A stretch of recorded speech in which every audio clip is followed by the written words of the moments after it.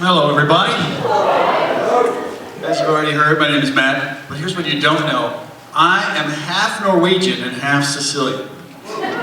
Norwegian explains the height, and Sicilian explains the murders.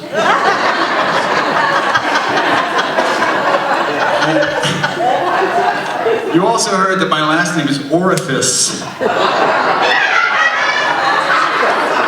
Let me tell you, having a last name that's a homophone for the openings of your body has been a lifelong treat, let me tell you. But I had it easy compared to my father, whose real name, no lie, was Dick Orefice. I apologize to that. I didn't even know it was funny until I was like 14 or 15 and my friend Doug comes over to our house and he goes, "Your dad's name is Dick Orefice? Do you have an Aunt Nasal and an Uncle Anal?"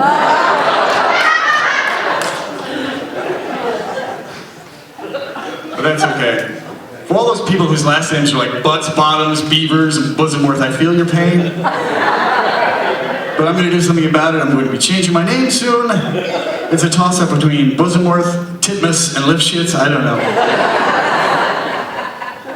I don't know if you're aware of this. It hasn't been in the news that much.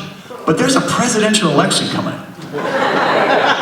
What surprises me most is that every single woman isn't behind a female presidential candidate. You ladies are so evolved.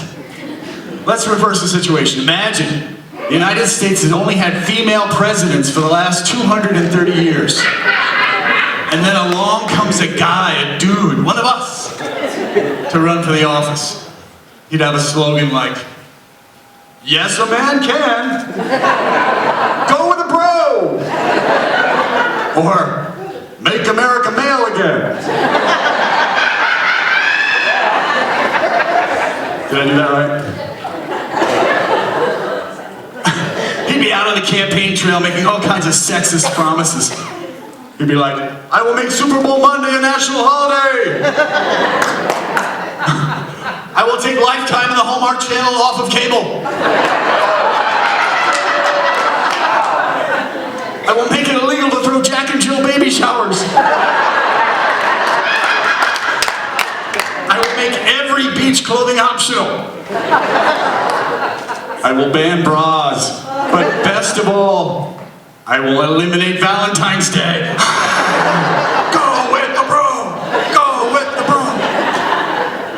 Let's face it, our guy would win in a manslide.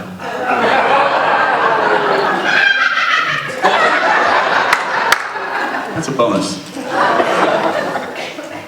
Here's something else you should know. I've had the same box of Staples since 1983. And I stole it from a company I was temping for. And it's still half full. Since 1983, I've had 4 laptops and 3 scanners, a gazillion printers, but 1 box of Staples. So why is it Staples, the office supply store, named for the thing I need to buy once in my entire life?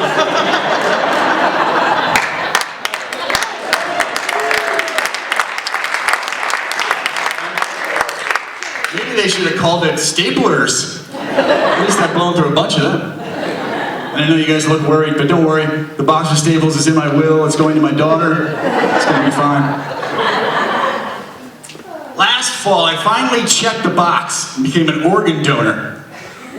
You know, there are not a whole lot of city miles on these parts. I want them to go to a good forever home. But right after I did that, I read an article that said, sometimes organ recipients take on the personality traits of their organ donor. Uh-oh. Whoever gets my liver will become an insane germaphobe. Will spend the rest of their life reeking of Purell. And they'll be completely obsessed about why there aren't B-size batteries.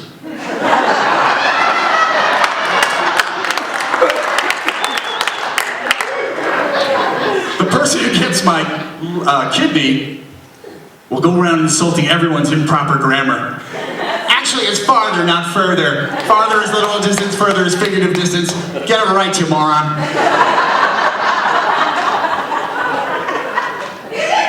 And the person who gets my eyes will suddenly know all the words to "O Canada."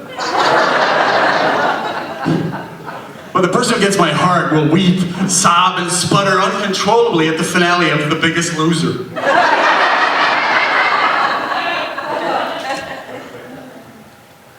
I have a totally self-obsessed, narcissistic friend named Dan. I know you have friends like this. In every conversation I have with Dan, I have to figure out some way to make the conversation about him, or else he glazes over and doesn't hear a word I'm saying. Oh, it's exhausting for me. It's like this. Hey, Dan, how you doing? You know Tim, right? Yeah, you do. You said he was a really good guy. You really like him. You guys have so much in common. You guys really hit it off. Yeah, you know what? Tim died last week. And Dan's like, oh my gosh, I don't know if I can handle that. I am so upset. I am so worried. I wonder, was it contagious? Will I be affected in any way? By the way, who's Tim again? I just want everyone to know that in narcissism, there's always an I, but there's never a you. All right, I have a great idea. Hear me out on this one. It's gonna lower our taxes, reduce our tolls, maybe eliminate our tolls, do a lot of good stuff for brands, and be a lot of fun. Here's what I want to do. I want the government to sell naming rights to our bridges, highways, airports, and tunnels. Look, Citibank spent $400 million on Citi Field. MetLife Stadium cost MetLife millions and millions of dollars. I say, instead of these companies giving money to each other, hey, put it back in our pockets and lower our taxes and tolls. Do you like that? I'm sensing some resistance. Let me explain. So let's make Route V8. I kind of have a shorter commute. What about Route 711? Always open for your convenience. Let's make the Lincoln Tunnel the KY Tunnel. Slide through with ease. Let's make LAX the Miralax Airport. Enjoy a smoother departure every day. The best one of all, let's make the Pennsylvania Turnpike the Hershey Highway. Hey! Oh, scoff if you will. But when you're not paying a toll on the Holland America Tunnel or the New Jersey Mike's Turnpike, you'll have me to thank. Thank you.